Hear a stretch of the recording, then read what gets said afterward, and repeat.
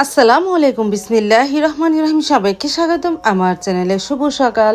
রান্নাঘরে চলে আসলাম। উঠেই তো আমার সকালের কাজ ঘর ঝাড়ু দিয়ে মুছে নেওয়া, সেটা করে রান্নাঘরে চলে আসলাম, চা বসিয়ে দিলাম। আর এই যে কাঁঠালটা ভেঙেছিল, কাঁঠালটা একটু শক্ত চাউলা হয়েছিল, কিন্তু মিষ্টি কম। তারপরে আমি আম বের করলাম। আমি অবশ্য চা খাবো না, আম মুড়ি খাবো। সাইদুল্লাহ বাবাকে চা দিয়ে আমি আমটা ছুলে নিয়ে আমি আম মুড়ি খাবো।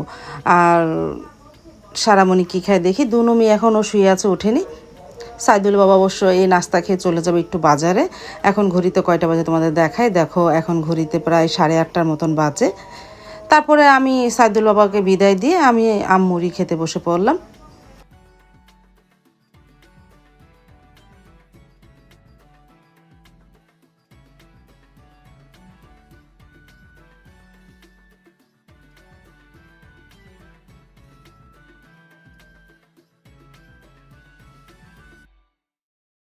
সাইদুল বাবা বাজার থেকে মুরগি এনেছে, আজকে একটু রোস্ট রান্না করব আর চিকেন কারি করব। সারামণি বলতেছে আম্মু অনেক দিন হবে রোস্ট খাওয়াও না। অবশ্য ঈদের আগে থেকে এই রোস্ট খাওয়া হয় না।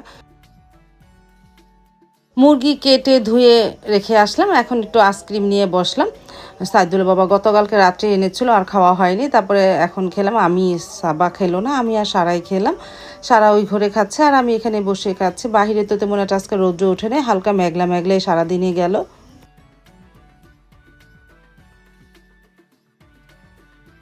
তারপর প্রায় 12:30 বাজে চলে আসলাম রান্নাঘরে। মুরগির গোস্ত ধুয়ে তো ঝরা দিয়ে রেখেছিলাম, পেঁয়াজটা ব্লান্ডারে ব্লেন্ড করে রেখেছি, তেলের মধ্যে ছেড়ে দিব, রোস্ট রান্না করি। তারপর তো পেস্ট অনেকক্ষণ ভাজা হয়েছে, আমি তেলের মধ্যে পেস্টটা ছেড়ে দিয়েছিলাম আর রোস্টের মশলাটাও তৈরি করে ফেলেছি। আর ব্লান্ডারে আমার জিরা ফাঁকি, একটু এলাচ একটু বাকলা দিয়ে একটু জিরা ফাঁকি করেছি, আর জিরাটা ভাজি না, আস্ত জিরা কাঁচা জিরা ব্লান্ডারে ব্লেন্ড করে নিয়েছিলাম। আর এখানে রোস্টের মশলা, আদা রসুন, একটু ধনিয়ার গুঁড়া, তারপরে ওই যে জিরা ফাঁকির মশলা, আর আর লবণ দিলাম, এই দিয়ে ভালোভাবে মিক্সড করে নিলাম। আর একটু সামান্য পরিমাণ টমেটো কেচাপ দিয়েছিলাম। এখন পেঁয়াজটার মধ্যে দিয়ে দিই মশলাটাকে, রোস্টের মশলা। তারপরে ভালোভাবে কষিয়ে নিয়ে রোস্টের মশলা, পরে রোস্ট মুরগি গোস্তগুলি দিয়ে দিব না।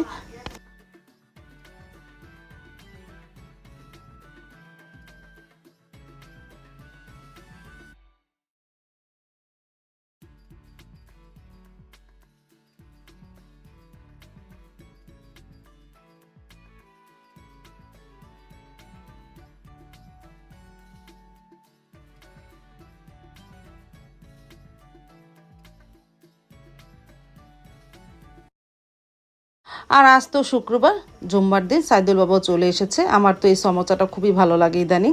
সাইদুল বাবা সমোসা এনেছে, সাবাকে দিলাম, সারাকে দিলাম। সারা এখন তৈরি খায় না, সাবা একটা সিঙ্গারা নিল, ও আবার সমোসাটা কম পছন্দ করে, কিন্তু আমার সমোসাটা খুব ভালো লাগে। সমোসা খেতে খেতে এদিকে মশলাও কষানো হয়ে গেছে, মুরগিগুলো দিয়ে দিই।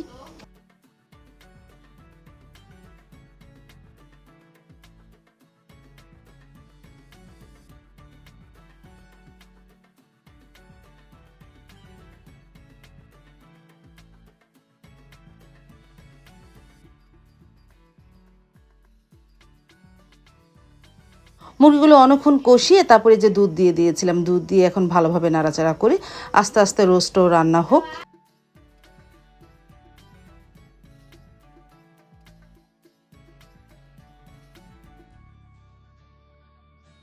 আর পাশের চুলায় পেঁয়াজটা ভেজে নিতেছি, কারণ মুরগির কলিজা গিলা কল্লা ভুনা করবো। সাইদুল্লাহ বাবা রোস্ট তো আর খাবে না, তার জন্য এটা ভুনা করবো আর ভাত রান্না করবো। আর রোস্টও রান্না হয়ে গেল আলহামদুলিল্লাহ, দেখতে দেখতে। আর চুলায় বসিয়ে দিয়েছি চিকেন কারিটা, পেঁয়াজ কাঁচামরিচ আর চিকেনটা একসাথেই ভেজে নিতেছি। পরে একটু টমেটো সস, একটু গোলমরিচের গুঁড়া, সয়া সস, ওয়েস্টার্ন সস দিয়ে একটু কারির মতন রান্না করব। আজকে আর ভাজলাম না, এই তেলের মধ্যে ভেজে তারপরে সব কর্নফ্লোর থাই রান্নার মতন একটু রান্না করব। আর ভাতটা বসিয়ে দিয়েছি। আর এদিকে এই যে মুরগি কলিজাগুলা ভুনা হয়ে গেছে, সাইদুল্লাহ বাবা এসে এই তরকারিটা ভুনা করলো, বলতেছে আমিই ভুনা করব।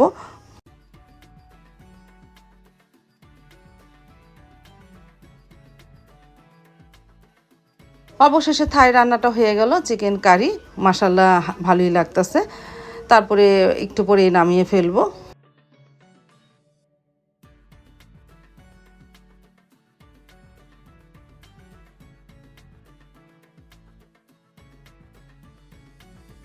তারপরে পোলাওটা বসিয়ে দিতেছি, পেঁয়াজটা ভাজা হয়ে গেছে, চাল দিয়ে দিয়ে চালটা কিছুক্ষণ ভেজে পরিমাণ মতন পানি দিয়ে পোলাওটাও রান্না করে ফেলি।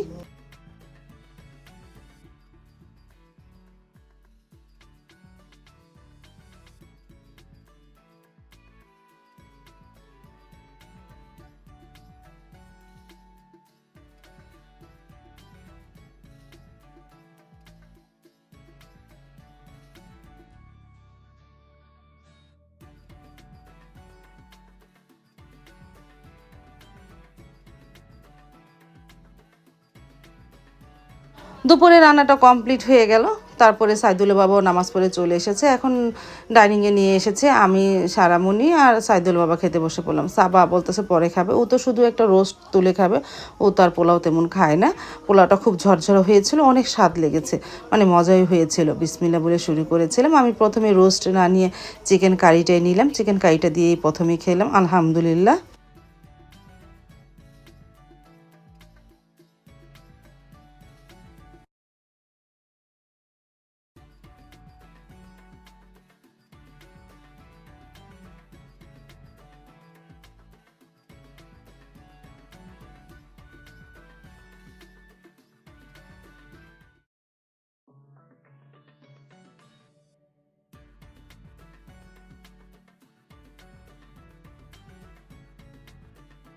দুপুরে খাওয়া দাওয়ার পরে তো আর ভিডিও করা হয়নি, থাল বাসন ধুয়ে একটু রেস্ট নিয়েছিলাম। তারপরে বিকেলে রান্নাঘরে চলে আসলাম।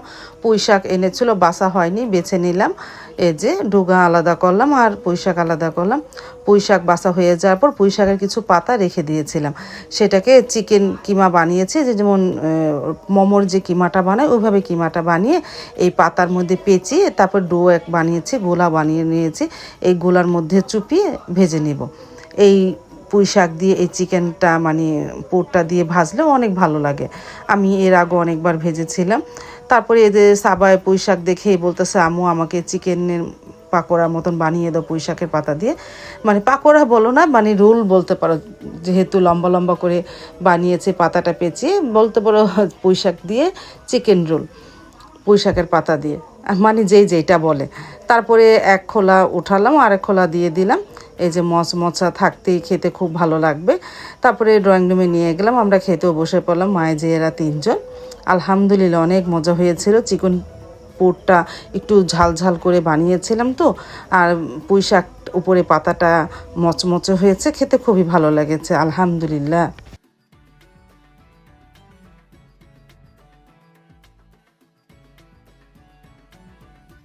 আজ তাহলে এ পর্যন্ত, দেখা হবে আগামীকালকে নতুন আরেকটা ব্লগ নিয়ে। আল্লাহ হাফেজ, আসসালামু আলাইকুম।